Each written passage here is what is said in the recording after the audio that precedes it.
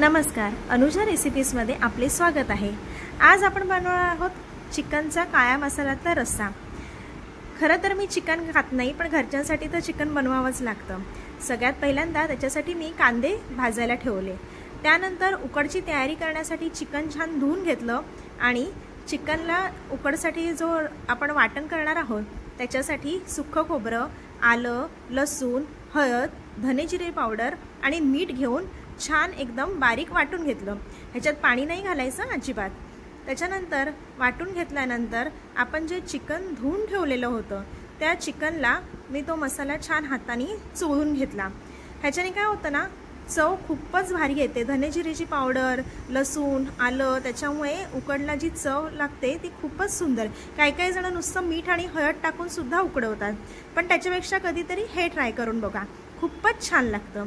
आता हे मी छान हाताने चोळून घेतले आणि 5 मिनिटं तुम्ही हवं तर बाजूला ठेवू शकता ते झाकून। आता मी एका लगडीमध्ये तेल घेतलं, साधारण 1 चमचा, आणि त्याच्यामध्ये मी हे चिकन मॅरिनेट केलेलं होतं ते मी आता टाकते। छान आपण ते मिक्स करून घेणार आहोत तेलामध्ये।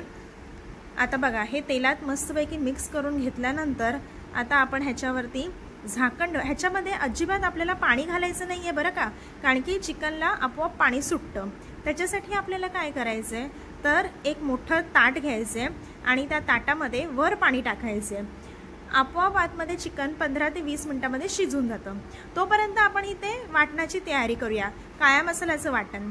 त्याच्यासाठी मी अर्धा वाटी सुक्कं खोबरं घेतलंय आणि ते तेलामध्ये छान परतून घेतलं।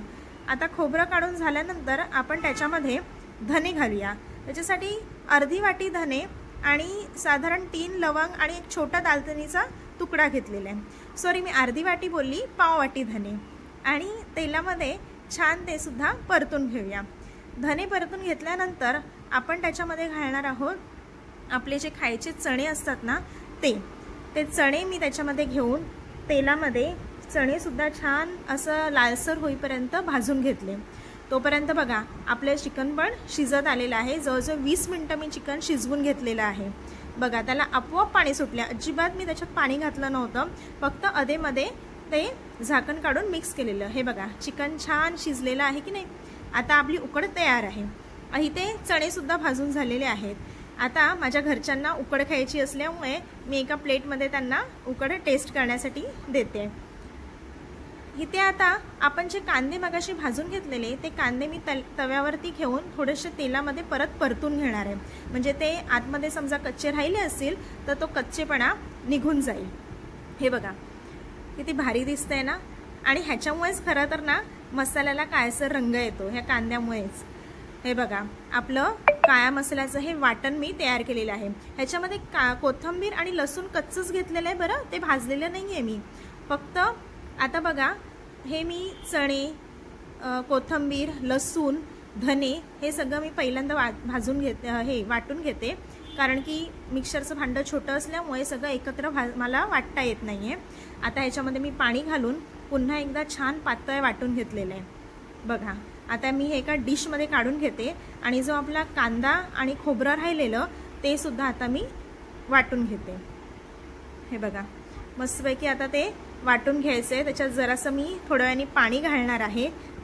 हे बघा, माझं वाटण वाटून झालेलं आहे। आता एका मोठ्या भांड्यामध्ये तेल घेते आणि तेलामध्ये वाटण घालते। वाटण छान 3-4 मिनिटं मी परतून घेणार आहे, त्याला तेल सुटेपर्यंत।